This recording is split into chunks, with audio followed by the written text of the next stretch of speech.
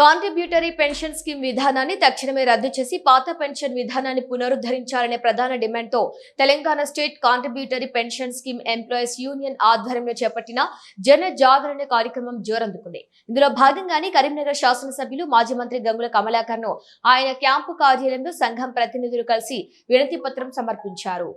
ఉద్యోగ ఉపాధ్యాయుల సమస్యలను సానుకూలంగా విన్న ఎమ్మెల్యే గంగుల కమలాకర్ సిపిఎస్ ఉద్యోగాల పక్షాన అసెంబ్లీలో గల్లం విప్పుతామని స్పష్టం చేశారు.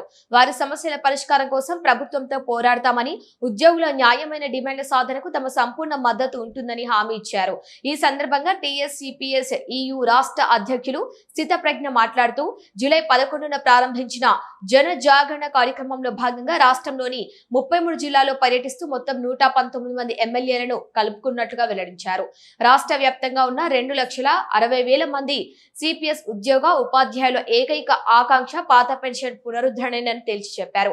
ఎన్నికల సమయంలో కాంగ్రెస్ ప్రభుత్వం పాత పెన్షన్ విధానాన్ని అమలు చేస్తామని హామీ ఇచ్చిందని, అధికారంలోకి వచ్చి ఇన్ని రోజులు గడుస్తున్నా ఆ దిశగా చర్యలు తీసుకోకపోవడం బాధాకరమన్నారు.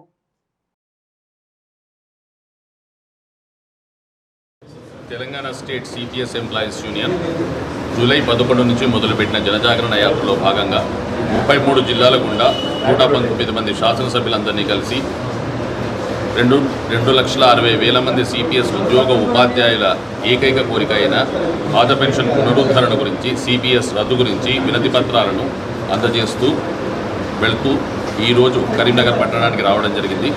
ఇక్కడ ఎమ్మెల్యే గారికి వినతి పత్రం ఇవ్వడం జరిగింది. భారతదేశంలోని 4 రాష్ట్రాల్లో రాజస్థాన్, ఛత్తీస్గఢ్, జార్ఖండ్, హిమాచల్ ప్రదేశ్లో పాత పెన్షన్ పునరుద్ధరణ చేపట్టడం జరిగింది. తెలంగాణలో ఎన్నికల ముందు కాంగ్రెస్ పార్టీ మేనిఫెస్టోలో పెట్టిన విధంగా వెనువెంటనే ఇప్పటికే 2.5 సంవత్సరాలు గడిచిపోయాయి.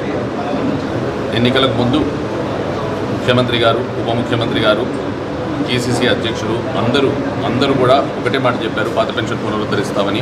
ఈరోజు సిపిఎస్ వల్ల రిటైర్ అయిన వాళ్ళు 3,000, 4,000, 5,000 పెన్షన్తో అష్ట కష్టాలు పడుతున్నారు.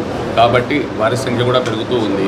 వారికి కూడా ఇబ్బందుల్లో పడుతున్నారు కనుక ఆ ఇబ్బందులు తొలగించడానికి ఇచ్చిన మాట నిలబెట్టుకొని వెనువెంటనే పాత పెన్షన్ పునరుద్ధరించాలని మీ ద్వారా